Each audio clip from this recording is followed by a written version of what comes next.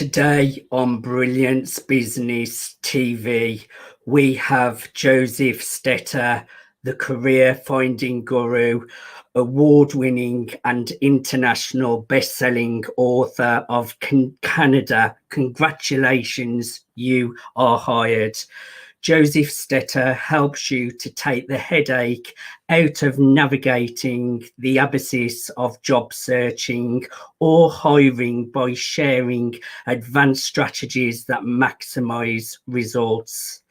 He understands the importance of clear, concise, confident, and conversational communication to generate results that are truly unbelievable. Stay tuned.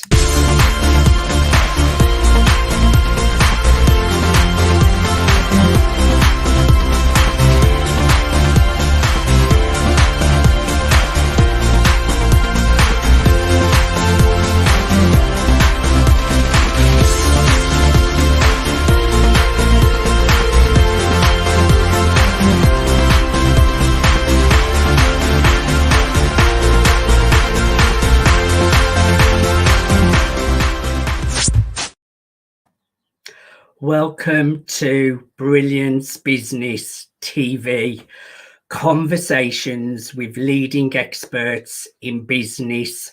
I am your host, Mark Stephen Pooler, and today we have another incredible guest, Josef Stetter. I will bring him onto the broadcast shortly. We are streaming live on MSP News Global.com. We're streaming on Facebook, Periscope, LinkedIn, Instagram, YouTube, and we're also live on the E360 TV network under Fresh Takes on Roku, Apple TV, Fire TV, Android TV, and many, many more. I'm just going to give an official shout out to our show sponsors, Craig Shelley, Luxury Watches and Fine Jewelry at craigshelley.com. So let's bring in our guest today, Josef Stetter, the career finding guru.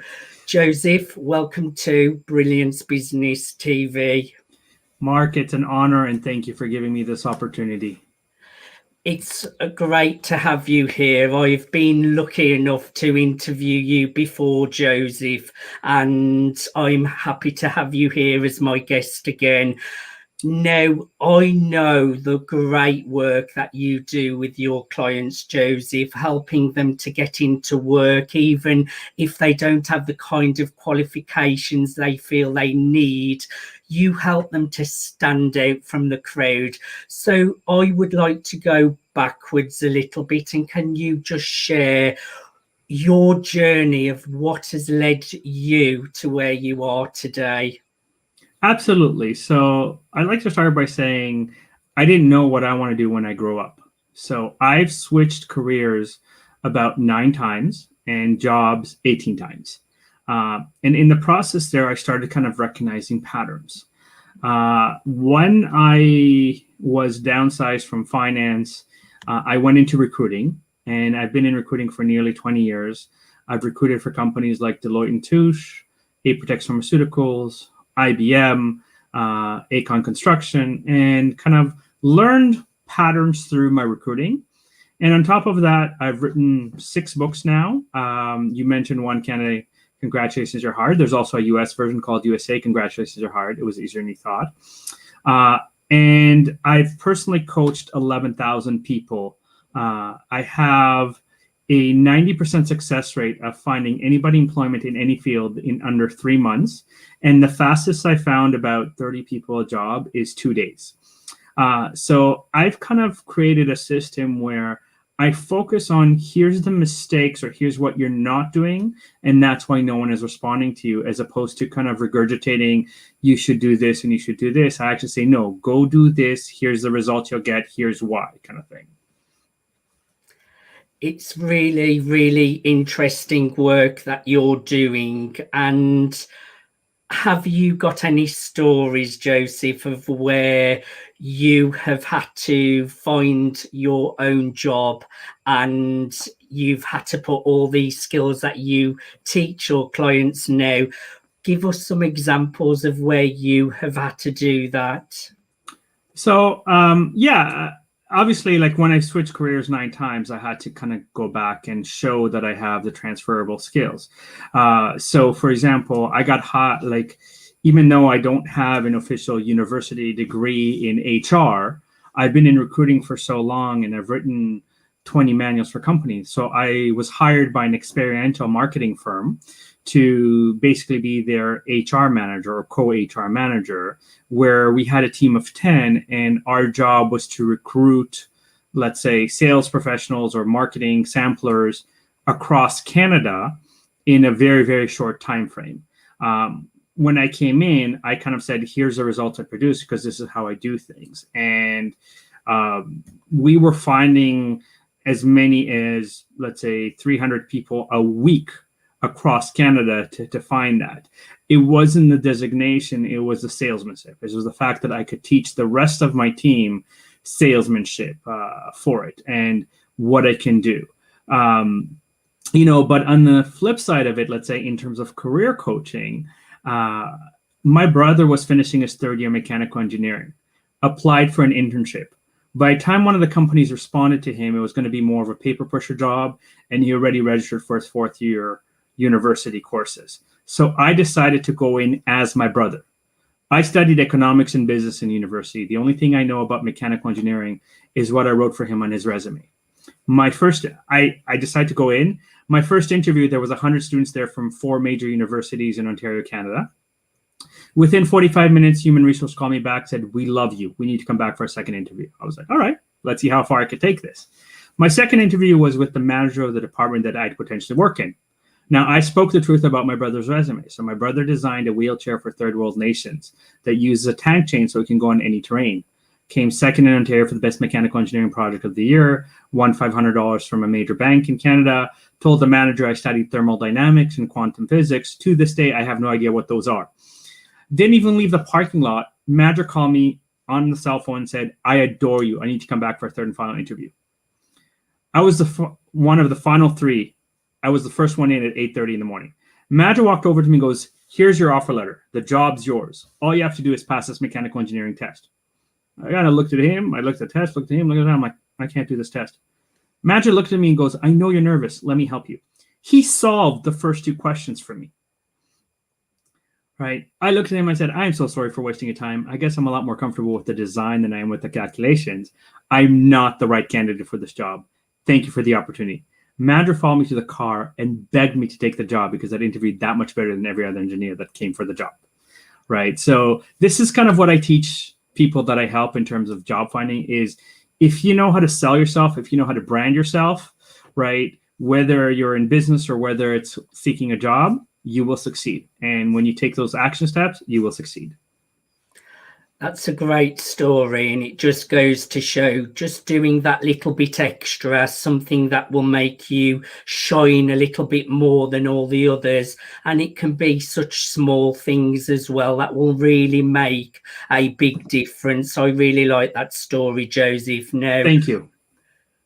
We have had a really, really hard year where we've had the global pandemic, everyone's locked down, businesses have gone out of business, we've had people losing jobs, unemployment, it's at an all-time high, and it's probably going to get worse before it gets better. How have you found this situation, and are you finding there's more demand for your work? Well, absolutely there's more demand because in North America alone, there's about 65 million people that lost their job due to the pandemic. Now, here's the thing. They might have lost, let's say, a retail frontline job, but there's a shift now where, for example, you can work in a virtual call center and work from home and still have those opportunities. The biggest problem is that most people don't know either how to transition to something else, where to find the information that there's opportunities, or how to, let's say, convince a company that they have the transferable skills, or they have the can-do attitude and the gumption to kind of do a little bit extra and succeed in a new opportunity. So absolutely, there is more demand now, because when I tell people simple things that they can do to stand out right away, they're like, wow, I didn't know that. And those are the things that I focus on when I try to explain to people there are jobs. Yes, a lot of companies lost or closed their business, but a lot of companies are also kind of reinventing who they are because they have to accommodate for a virtual world, for example. Right. Yes. It's a whole new world, and I'm sure there'll be plenty of opportunity once we see the light at the end of the tunnel, where there'll be all kinds of new digital jobs as well.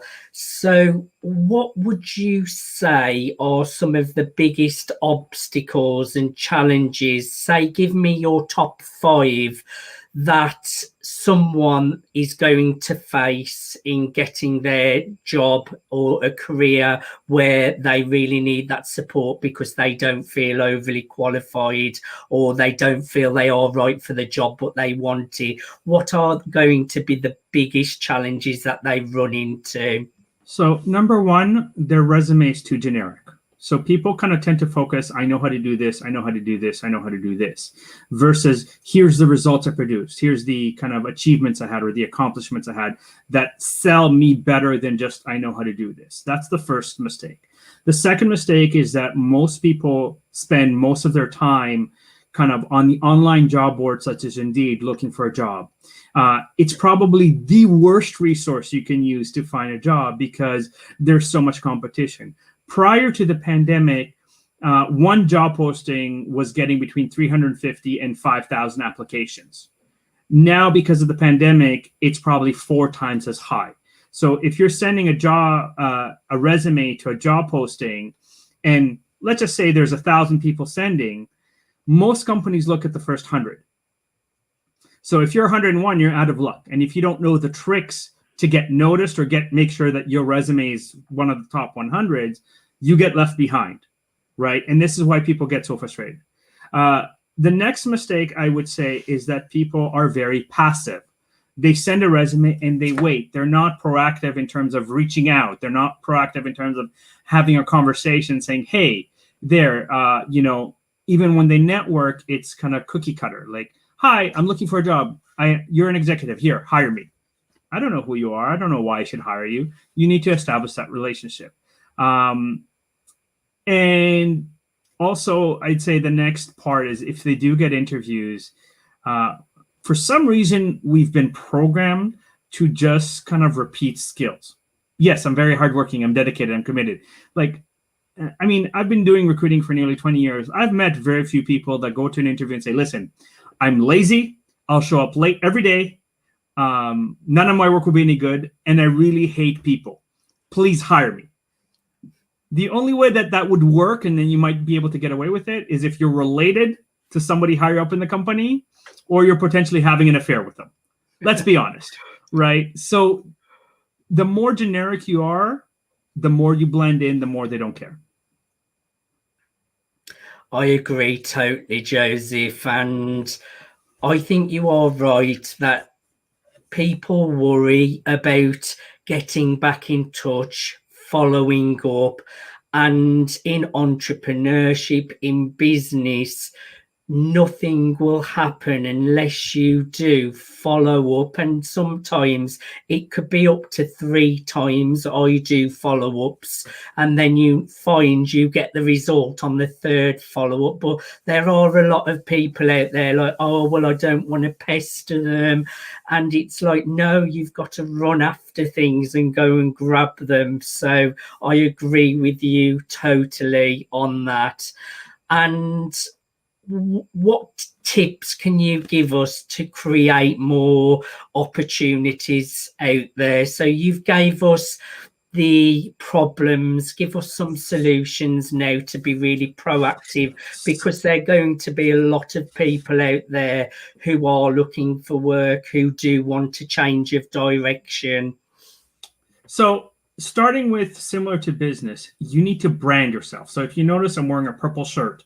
I'm wearing my favorite watch. Why? Because every time I go somewhere, people notice the watch. It's a conversation starter. When I follow up and I say, hey, Mark, I'm the guy with the purple shirt, you might not remember my name, but you remember the branding of the purple shirt because there's an emotional connection to it.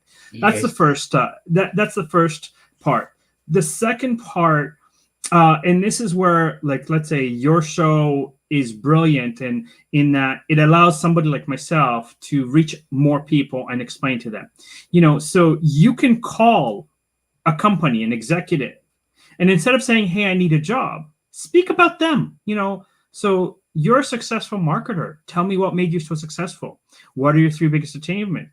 Once I build that relationship with you because you've talked about yourself, and I ask you to open up your network after we've established that relationship, you're probably more likely to open up and introduce me to people than if I just came and said, hey, I'm looking for a job. Can you hire me? Right. Thirdly, you should kind of focus your career search in 5 different ways. 10% of your time should be the job boards like Indeed. Now, one of the things to remember is that you can have the job posting emailed to you. So instead of having 8 hours a day of scrolling through pages and pages on Indeed, do it once and then have Indeed email you daily the new job postings. Now, in that, let's say if you posted your resume at the beginning of January on Indeed and you haven't touched it, you're probably on page 6,000 by now. No one is seeing your resume. So in order to be noticed, for example, every night before you go to bed, and especially for people that are in Eastern Standard Time between 11:45 p.m. and 2:45 a.m., go anywhere on your resume, press the space bar, and press save. The moment that you make any minor modification to your resume, you are considered a new resume. So you're refreshed in the database, and you've increased your chances of being noticed by hiring professionals. Okay. The second thing that you should do is use employment agencies or recruiters. They already have established relationships with companies.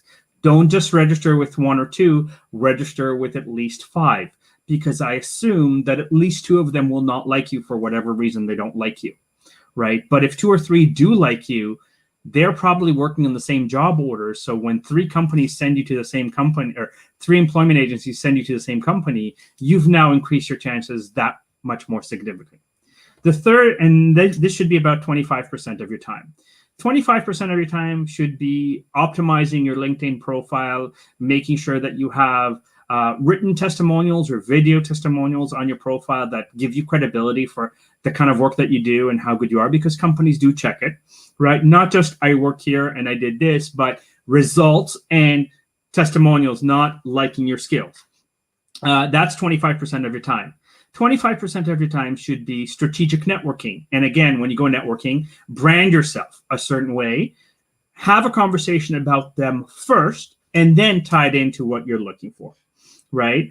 And that should be 25%. And then the remaining 15% of your job search should be picking, let's say, 10 companies that you really want to work for and starting to build that rapport slowly but surely in order to be successful in creating a position that doesn't exist, which is the best position you can have because you get to dictate the working conditions, the environment, the pay, everything like that, because no one's ever done this role before.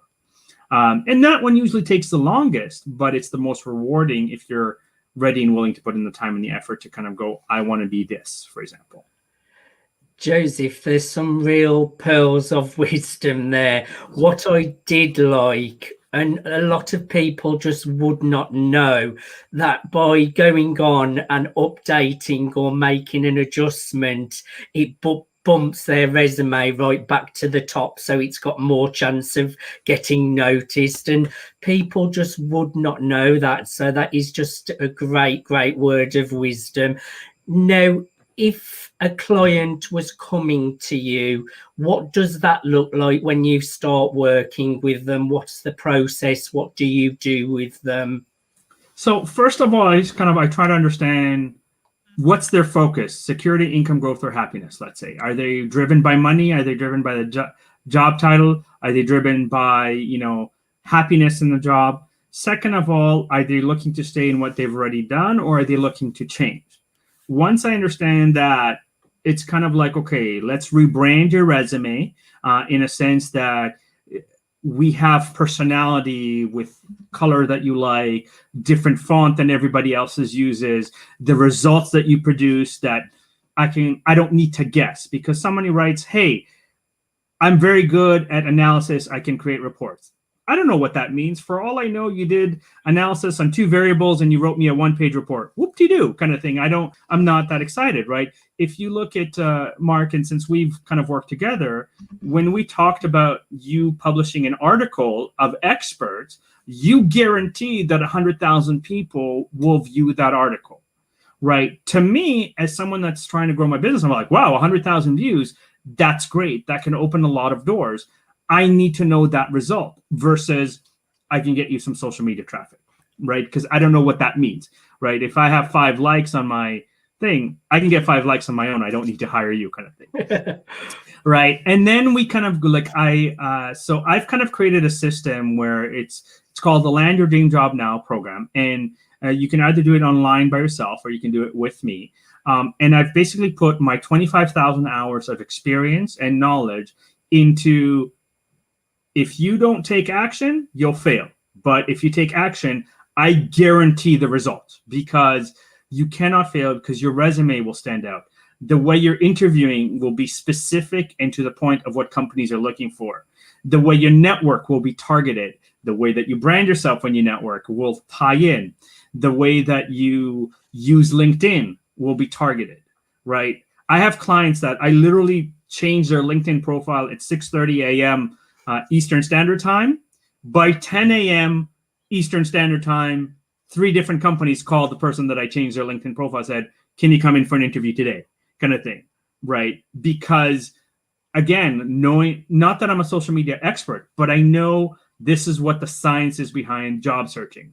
In my program, I have 15 templates for resumes, how to interview correctly, how to network correctly, how to negotiate salary correctly, how to beat the databases, how to work with employment agencies, how to ask for referrals correctly, how to think outside the box. And when I say think outside the box, for example,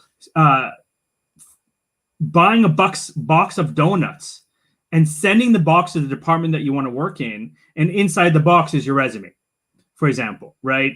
It sounds silly, but it gets noticed because the team's eating the donuts. Like, wow, he bought us donuts. He's not even part of the team yet. It creates that interest. It creates that, and so to be creative about that, mistakes to avoid, where you can network. Here's the agencies that you can work with. Here's all the job boards that you need to know about. Pretty much, I've done all the homework for you. All you have to do is take action. Again, just great tips. And I mean, that is going to impress your new employers or your new to-be boss, getting a packet of donuts and before you've even got the job. That is just donuts, fortune cookies, a singing telegram.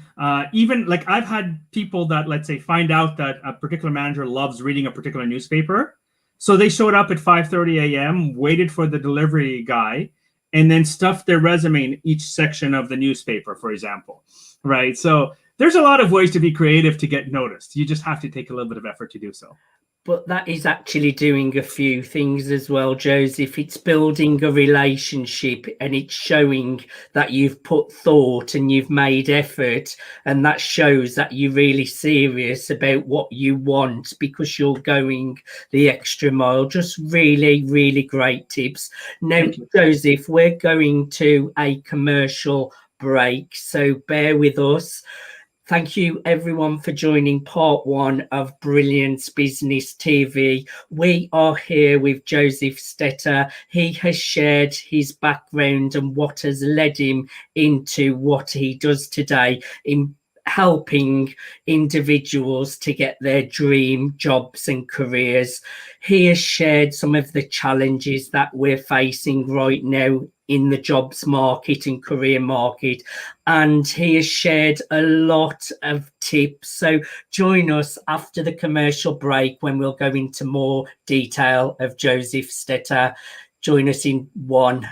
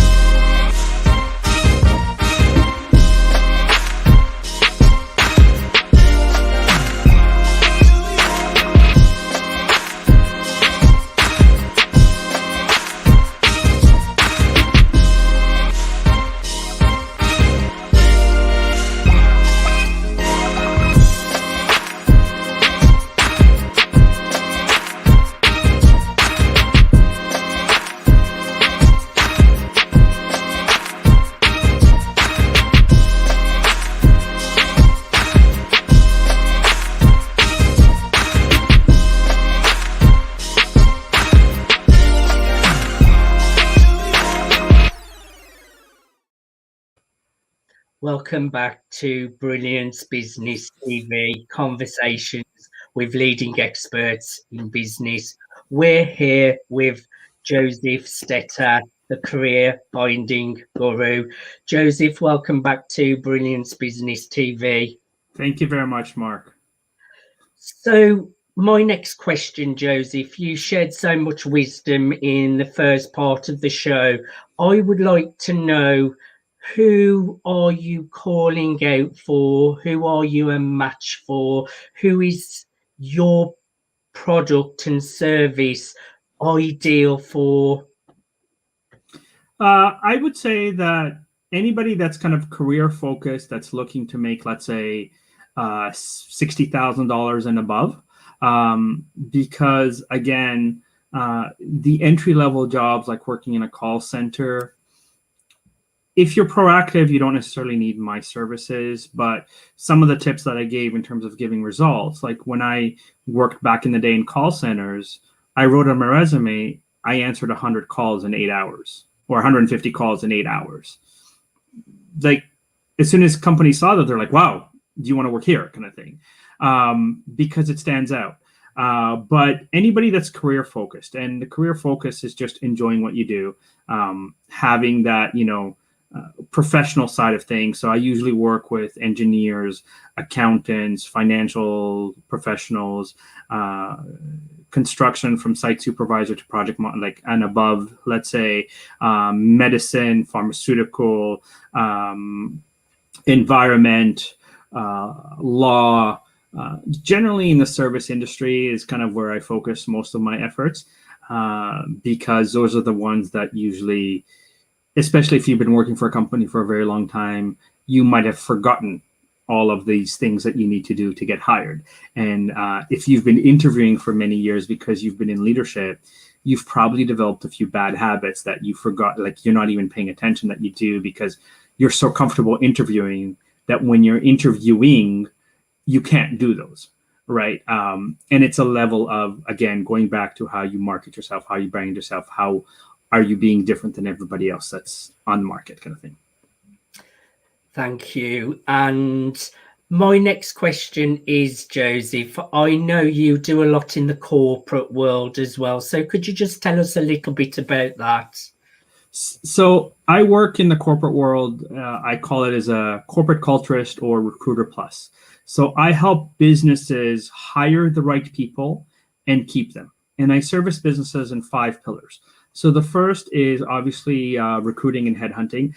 I do not use any of the databases like Indeed when I find you people. I actually use my network. I use AI strategies and very advanced ways to find you the best people. And I guarantee it better than anybody in the market, because when I recruit for you, I guarantee it for a year.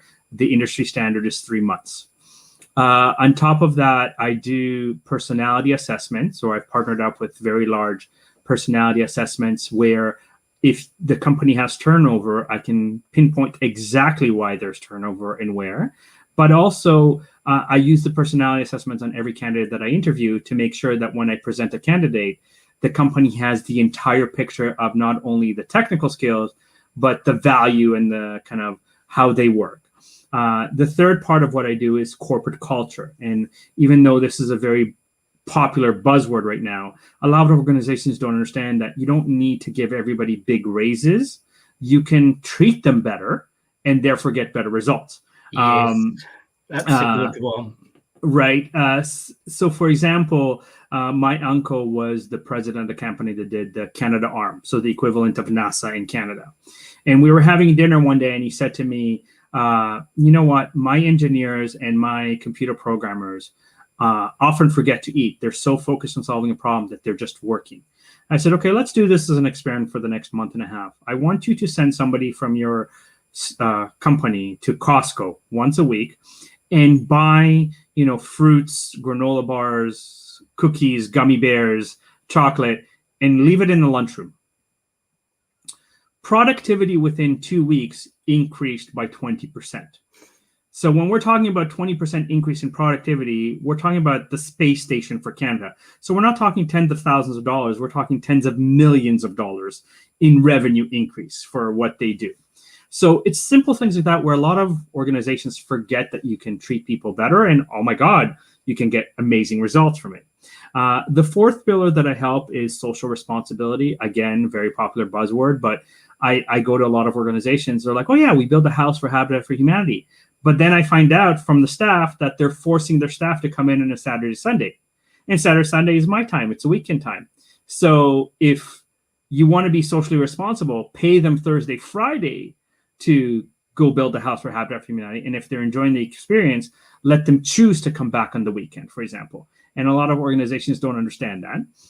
And then the final thing of what I do is basically the outplacement. So when companies are affected right now by a pandemic or business turns the wrong way and they need to downsize their staff, because I also have an online course, I can put a lot of the staff through the online course, or I can do the one-on-one, especially for the executives that have been out of the job market for a while, for that extra value added to make sure that they're taken care of. You're so right. Looking after your team, your employees, and making a more fun environment to work in. And that makes total sense, Joseph. But so many companies don't treat their staff the way they should be treated. That's the number one reason people leave a job, is the way that they're treated. And most executives look at an Excel spreadsheet and forget, I need to talk to the people that work here. I might get some insights. Definitely. Now, you are building such a great Facebook community, Joseph. Tell us a little bit about this. So I have a Facebook group called Land Your Dream Job Now. And basically part of that is kind of motivational quotes, tips. People can kind of ask questions in the group and I try to answer them. I do a variety of webinars, so people that are in the group can kind of join the webinar. They can get information on the online course. They can get information about kind of working with me one-on-one. Again, it's designed to help people go to the next level of where they want to be, right? Even if they want to be an entrepreneur, and I fully support that. Sometimes, life happens, like you go through a nasty divorce and you need to get a great job or a great career to finance your dream of becoming an entrepreneur, right? Or pandemic hit you and you've lost a great job and you want to get back into what you consider to be your identity or what you consider to what you're good at. And so I'm here to kind of go, here, I've given you free tips now as part of this interview. Imagine what I will give you once I get into the details of literally kind of optimizing everything, where you're getting responses in as little as a few hours sometimes. But, the fastest I've placed people is 2 days, exactly in their field and exactly what job. And I've worked with a lot of, let's say, new immigrants that had zero Canadian experience and got them hired in their realm or in their career. I've had people that have had criminal records that I got them hired in finance, even though they had a criminal record, because I know how to address certain concerns and bring that to the table from a perspective of, success, right? And my focus is to help as many people as possible realize not only that there's hope, but there's plenty of opportunities if you know what to do and you're very strategic in approaching your job search.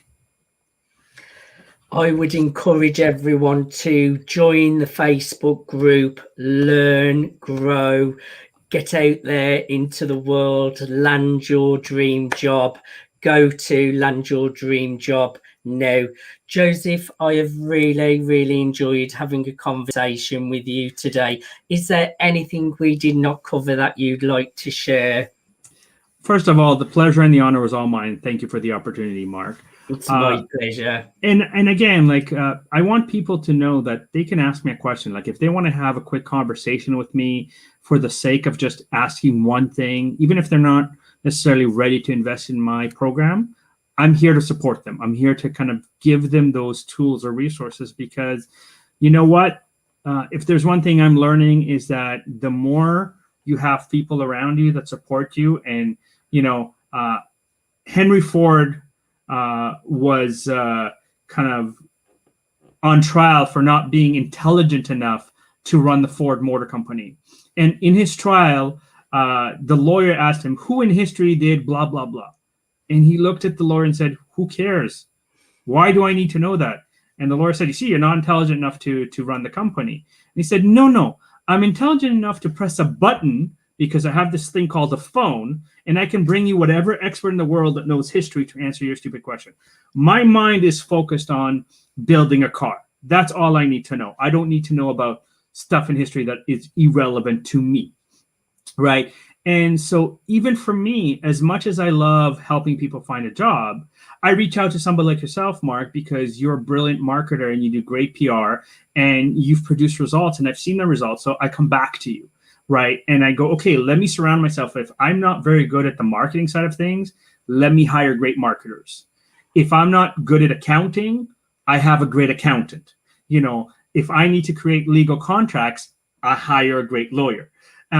And this is where myself as a resource to find jobs, it's like I can give you that one tip that will push you over the kind of wall that you keep hitting to actually find the result or produce the results. And then even if you didn't hire me officially, but I produced the results, I would love to hear from you. I'd love to have that testimonial that, you know what, you had one conversation with me and what a difference it made, kind of thing. And that's a great thing about you, Joseph. You are very giving. Even today, you've gave a lot of your tips away and some of your strategies. So I can imagine when people are working with you, you've got a lot more to give them, and it's only the icing on the cake. You can. I could probably spend 3 days and still not get through everything that I need to get through in terms of giving people the aha moments that will make such a huge impact for them. Joseph, thank you so much for being on the Brilliance Business TV show.